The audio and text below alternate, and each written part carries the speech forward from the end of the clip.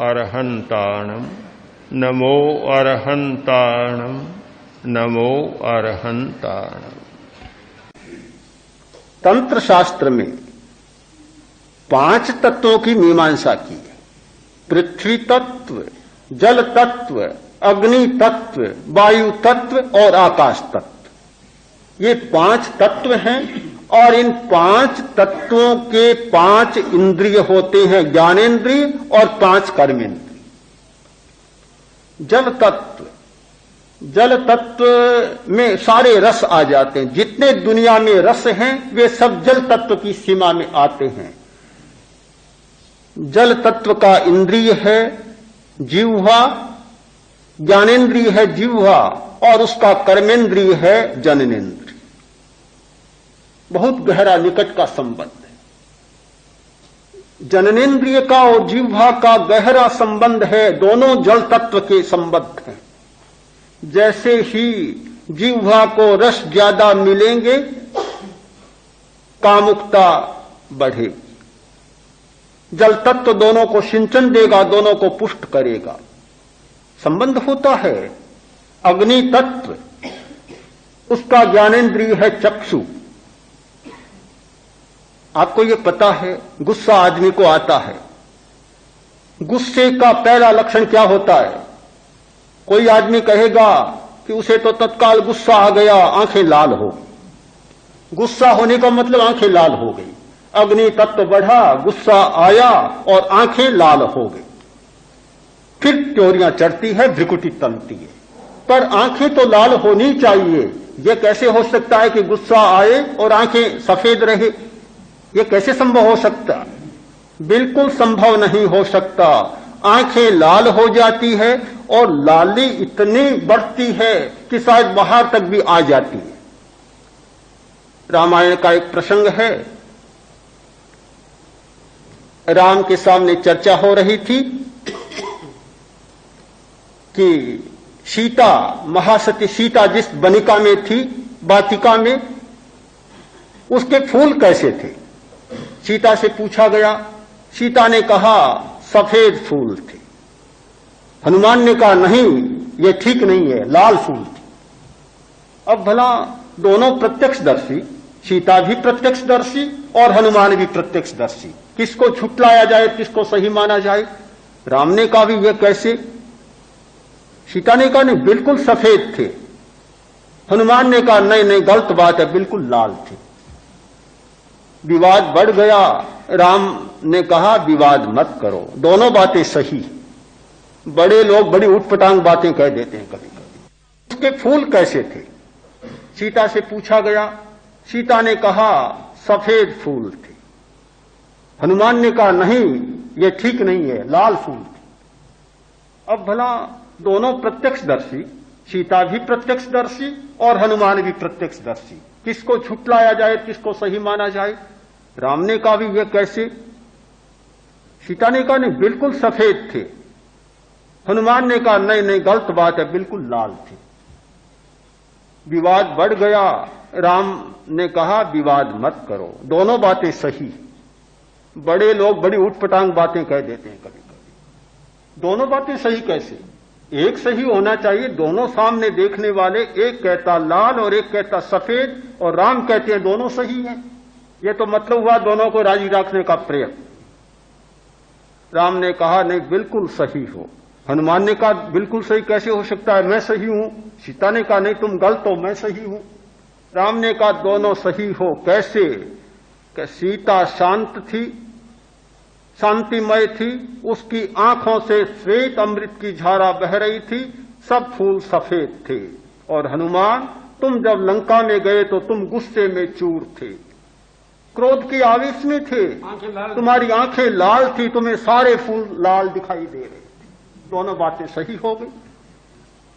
जब गुस्सा आता है तो आंखों में से इतना खून बरसने लग जाता है कि आंखें ही लाल नहीं होती, फूल भी लाल हो जाते।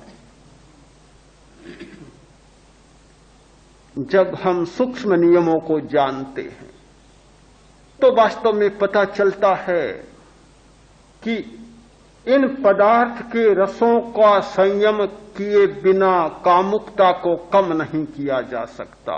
बहुत गहरा संबंध है, जल तत्व के द्वारा दोनों जुड़े हुए हैं।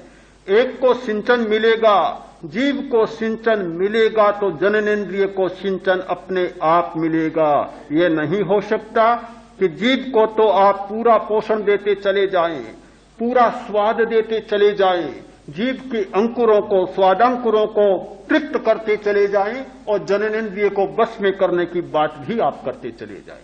कभी संभव नहीं हो सकता। छोड़ दीजिए किसी अपवाद की घटना को, सामान्य नियम नहीं हो सकता।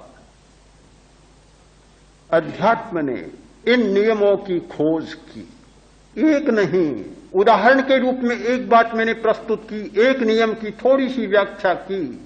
यदि सारे नियमों को जाने तो हमें पता चलेगा कि ये सारी बातें केवल आवेश में, भावावेश में कही हुई बातें नहीं है, किंतु बहुत वैज्ञानिक नियमों के आधार पर प्रतिपादित सारी सच्चाइयां हैं। इसीलिए मनोनुशासन के प्रणेता आचार्य ने उत्तर दिया, आहार शुद्धि के बाद इंद्रिय की शुद्धि होनी चाहिए। कैसे हो सकती है? स्विषयान प्रति सम्यक योग, अपने विषयों के प्रति सम्यक योग होना चाहिए और प्रतिसंलीनता होनी चाहिए। ये दो उपाय हैं इंद्रिय शुद्धि के, और ये दोनों उपाय दो बड़े नियमों पर आधारित हैं। सम्यक योग, अपने विषयों के प्रति 5 इंद्रियां और 5 विषय, आंख, रूप, कान, शब्द, घ्राण, गंध, जीव, रस, त्वचा, स्पर्श, 5 इंद्रियां और 5 विषय। कोई भी अध्यात्म का व्यक्ति विषयों का सेवन नहीं करेगा? जरूर करेगा, क्यों नहीं करेगा? खाएगा, देखेगा, सूंघेगा, छुएगा, चखेगा, सब कुछ करेगा, सब कुछ करेगा, किंतु नियमों को जानते हुए। नियम क्या? अपनी चेतना का नियम है, उसे जान लेगा। चेतना का नियम है जानना और देखना। चेतना का स्वभाव है जानना और देखना, इसके सिवाय चेतना का कोई दूसरा स्वभाव नहीं है। केवल जानना, केवल देखना, केवल ज्ञाता और केवल दृष्टा, यह है चेतना का स्वभाव। जिस व्यक्ति ने इस नियम को जान लिया, चेतना की मूल प्रकृति को जान लिया, चेतना के मूल स्वभाव को पढ़ लिया, वह अध्यात्म का व्यक्ति अपने नियम के आधार पर चलेगा कि चेतना का काम केवल इतना ही है, प्रियता अप्रियता चेतना का काम नहीं है। ये प्रियता और अप्रियता, ये दोनों गंदी नालियां बाहर से आकर मिलती है।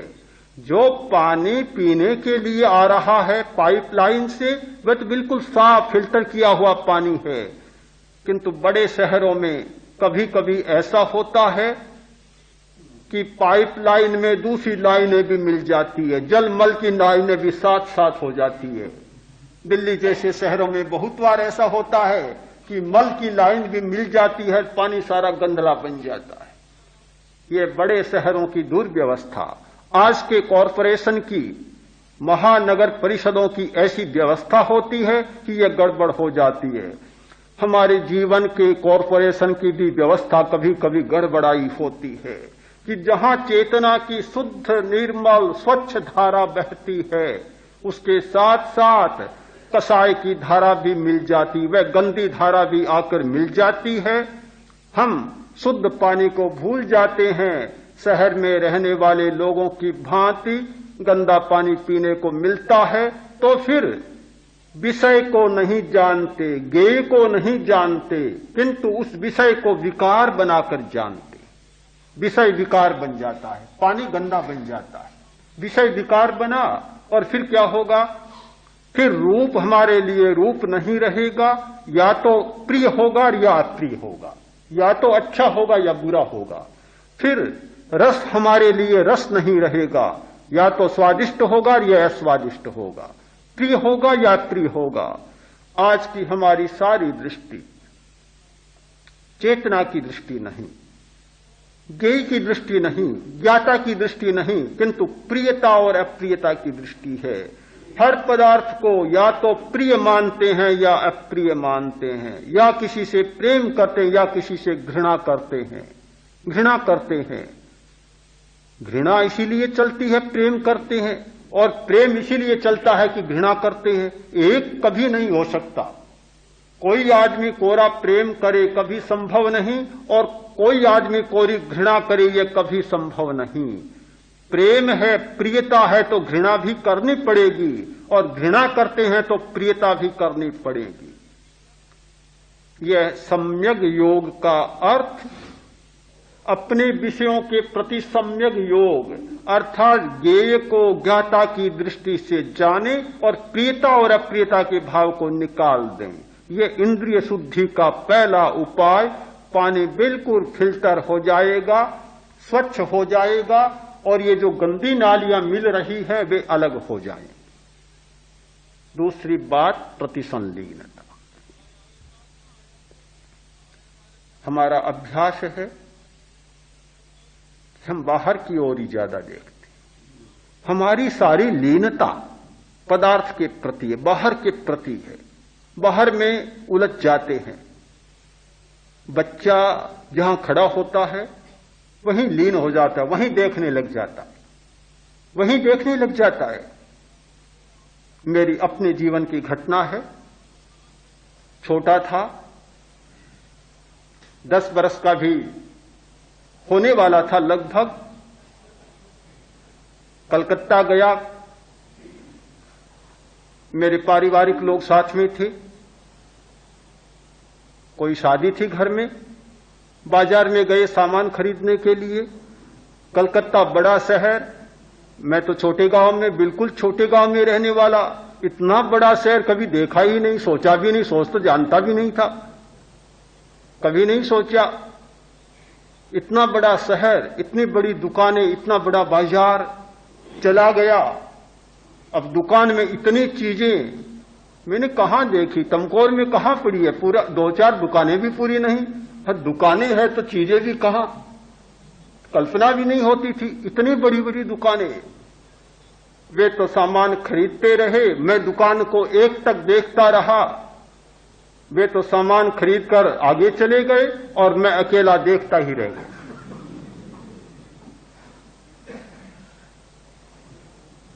बिछुड़ गया। कोई नियति का योग था, आचार्य तुलसी के चरणों में आना था, उनका शिष्य बनना था। आ गया, नहीं तो आने की कोई आशा नहीं थी। इतने बड़े शहर में एक अबोध बालक, गांव का बालक, और वह भी भोला बालक, बिल्कुल अनपढ़, कहीं अटक जाए, कैसे हो सकता है? पर यह तो मानता हूं कि सारी कोई नियति की ऐसी श्रृंखला होती है कि सब कुछ हो गया। बच्चा एक तक देखने लग जाता है, बच्चा नहीं, बड़े बड़े लोग भी एक तक देखने लग जाते हैं। जब सामने कोई प्रिय बात आती है, इतने उलझ जाते हैं कि भान भूल जाते हैं और बोध को भी खो बैठते हैं। तो यह प्रियता और अप्रियता की बात तब छूटती है जब लीनता का क्षेत्र बदलता है। यह रसहीनता नहीं, किंतु जो व्यक्ति अपने भीतर महान रस को खोज लेता है तो सारी लीनता बदल जाती, आकर्षण बदल जाता है। प्रेक्षा ध्यान का अभ्यास करने वाला एक विचित्र आनंद का अनुभव करता है। क्या मिलता है? यही मिलता है कि जिस दिशा को कभी जाना नहीं था, अपने भीतर देखना, अपने श्वास को देखना, अपने शरीर को देखना, अपने भीतर होने वाले रसायन के परिवर्तनों को देखना, कभी कल्पना नहीं की थी। और जब उन्हें जानता है तो चित्त इतना भीतर में लीन हो जाता है कि बाहर की लीनता अपने आप छूट जाती। लोग कहते हैं 1 घंटा हो गया, हमें तो ऐसा लगा जैसे 10 मिनट हुआ है, अभी 5 मिनट हुआ है। ये क्यों? ये काल का बोध क्यों बदलता है? ये दिशा का बोध क्यों बदलता है? इसीलिए बदलता है कि हमारी लीनता दूसरी हो जाती है। भीतर का रस जब जागता है तब सारी स्थितियां बदल जाती है। अध्यात्म यह जीवन को रसहीन बनाने की प्रक्रिया नहीं, किंतु अपने भीतर छिपे हुए महान रसों को उद्घाटित करने की प्रक्रिया है। जिसने अपने भीतर में रस के महासमुद्र की तरंगों का स्पर्श नहीं किया, वह तब तक बाहर के पदार्थों को रसमय और अपने अंतःकरण को नीरस मानता रहेगा। किंतु जिस दिन इस समुद्र की तरंगों का एक बार भी स्पर्श हो गया, रस की सारी धारणा बदल जाएगी और भीतर से महान रस का स्रोत फूटने लग जाएगा। तो इंद्रिय शुद्धि के 2 उपाय हमारे सामने प्रस्तुत हैं। एक विषयों के प्रति सम्यक योग और दूसरा लीनता को बदलना, रसमय धारणा को बदलना और उसका अनुभव करना। जिस व्यक्ति ने इसका अनुभव कर लिया, इस रसमयता का स्पर्श कर लिया, फिर उसके लिए इंद्रिय विजय के, शुद्धि के उपदेश की जरूरत नहीं। वह तो अपने आप होने वाली जीवन की एक महान घटना।